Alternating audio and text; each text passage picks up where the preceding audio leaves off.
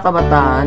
Ngayon, ano na ang kanilang pinagkakaabalahan at ano ang pangunahing problemang kinakaharap?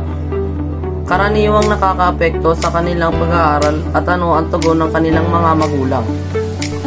Isa dito ang kabataan ngayon ay patuloy na nagbabago at nag-adapt sa mga hamon at oportunidad ng modernong panahon. Kasalukuyan, maraming mga bagay ang kanilang pinagkakaabalahan at kinaharap ng mga problema.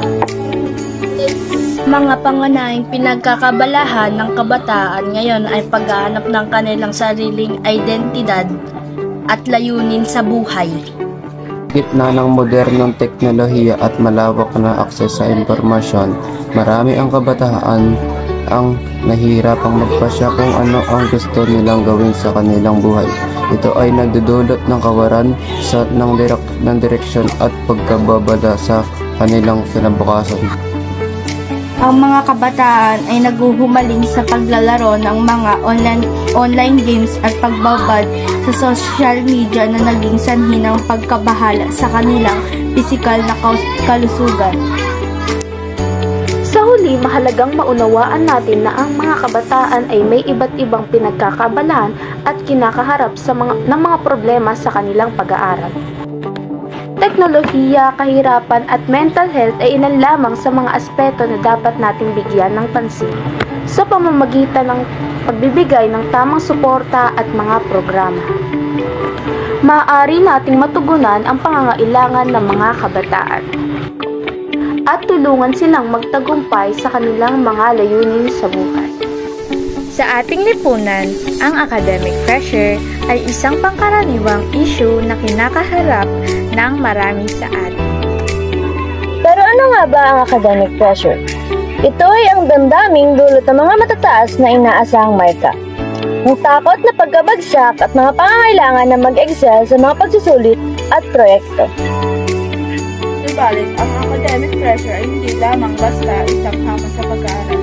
Ito rin ay may malalim na epekto sa ating kalusugang pangkaisipan.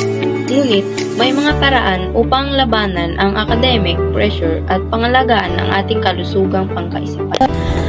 Ang academic pressure ay isang hamon na hindi natin maiiwasan sa ating pag-aaral.